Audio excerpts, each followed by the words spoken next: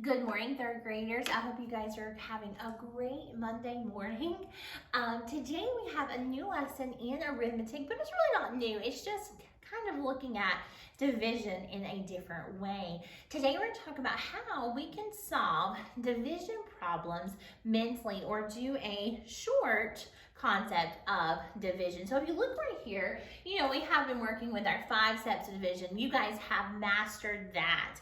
Well, sometimes it's easy to do division without having to work out each of the steps. All right, so let's look right here. And since you guys have memorized your multiplication tables from 0 all the way to 12, sometimes you don't have to do the steps. You just know it because you have memorized it.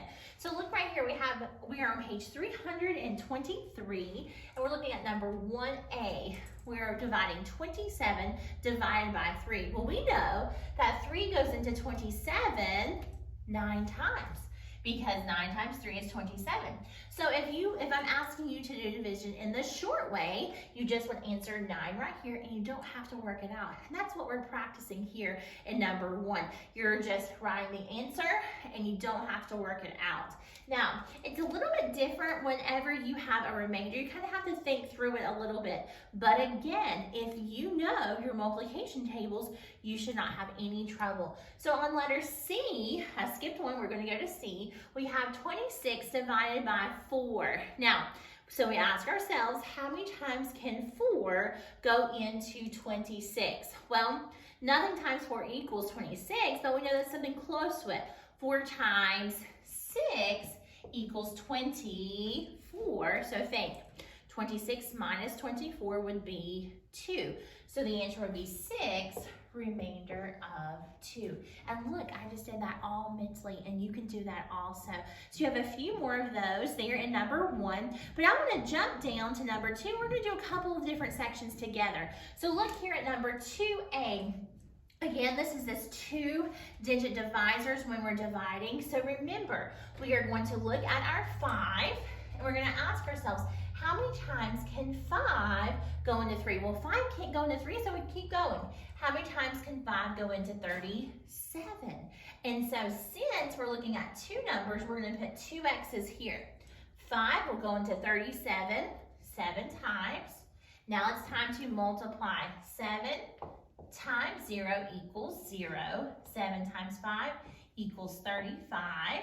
Subtracting, we get 20. Now look right here. Is 20 smaller than 50? It is, and we have nothing left to bring down. So 20 is our remainder. And I know that seems like a really big remainder, but as long as it is smaller than 50, then it can be the remainder. All right, so this is the answer for number 2A. Just remember to look at the 5 and look right here. We're going to estimate and figure out how to divide these. With more practice, you guys will get more accustomed to doing that. So let's move on and let's look at number 3. I want us to do number 3A together, where we have 3-digit multiplication on top and 2 on bottom. And let's just review multiplying these together. So here we go.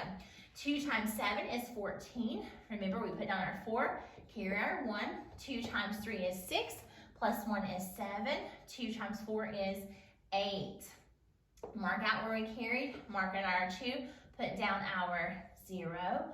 5 times 7 is 35. Put down my 5, carry my 3. 5 times 3 is 15, plus 3 is 18. Put down my 8, carry my 1. 5 times 4 is 20, plus 1 is 21.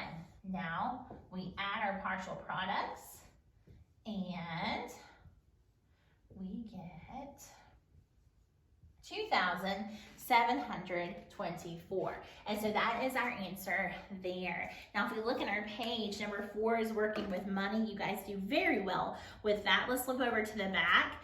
And we have our story problem. It says, Mr. Allen and Mr. Hall are working on their lawns together.